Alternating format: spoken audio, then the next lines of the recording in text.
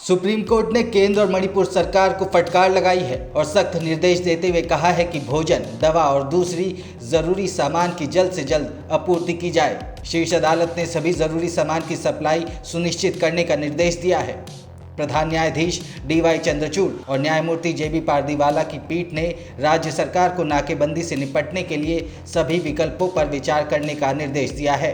पीठ ने कहा कि अगर जरूरी हो तो आवश्यक वस्तुओं को हवाई मार्ग से उपलब्ध कराने के विकल्प पर विचार किया जाना चाहिए।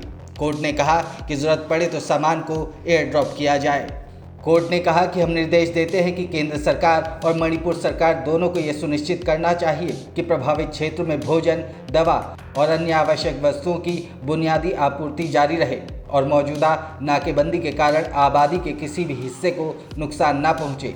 उन्होंने कहा कि इस तरह की नाकेबंदी से किस तरह निपटा जाएगा, ये कानून प्रवर्तन एजेंसियों के लिए विचार करने का मामला है, लेकिन इसमें शामिल मानवीय स्थिति को ध्यान में रखते हुए सरकार को आवश्यक वस्तुओं को हेलीकॉप्टर से गिराने के साथ ही सभी संभावित विकल्पों का पता लगाना चाहिए। अदालत ने कहा कि स्थिति को सुधारने के लिए उठाए गए कदमों से उसे अवगत कराया जाए। पीठ ने केंद्र और मणिपुर सरकार की ओर से पेश सॉलिसिटर जनरल तुषार मेहता की दलील को दर्ज किया कि हिंसाग्रस्त राज्य में राहत और पुनर्वास कार्यों की निगरानी के लिए अदालत द्वारा नियुक्त न्यायाधीशों की सभी महिला समिति के कामकाज को सुविधाजनक बनाने के वास्ते भारत संघ और राज्य सरकार द्वारा उसके पहले के आदेशों के अनुसार नोडल अधिकारी नियुक्त किए गए हैं।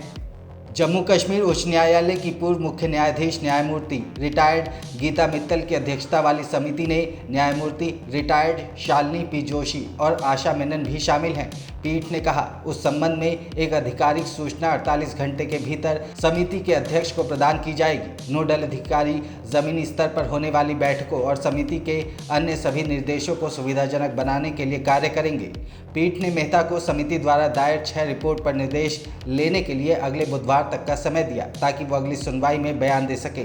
पीठ ने कहा कि मणिपुर और नागरिक समाज संगठनों सहित विभिन्न व्यक्तियों द्वारा दाखिल याचिकाओं पर 6 सितंबर को सुनवाई की जाएगी। मणिपुर में अनुसूचित जनजाति का दर्जा देने की मैतेई समुदाय की मांग के विरोध में पर्वतीय जिलों में 3 मई को आदिवासी एकजुटता मार्च के आयोजन के बाद राज्य में भड़की जातीय हिंसा में अब तक 160 से ज़्यादा लोगों की मौत हो चुकी है। राज्य की आबादी में मैतेई समुदाय की हिस्सेदारी लगभग 53% है और वो मुख्य रूप से इम्फाल घाटी में रहते हैं। वहीं नागा और कुकी जैसे आदिवासी समुदायों की आबादी 40% है और उनमें से ज़्यादातर पर्वतीय जिलों में रहते हैं। साफ है कि जिस तरीके से सुप्रीम कोर्ट ने केंद्र और मणिपुर सरकार को दवा, भोजन और दूसरी ज़रूरी सामान के लिए एयर ड्रॉप करने के निर्देश दिए हैं, यानी कि मणिपुर के हालात में अभी भी उतना सुधार नहीं आया है जितना आ जाना चाहिए था। तो क्या कर रही है मोदी सरकार और मणिपुर सरकार?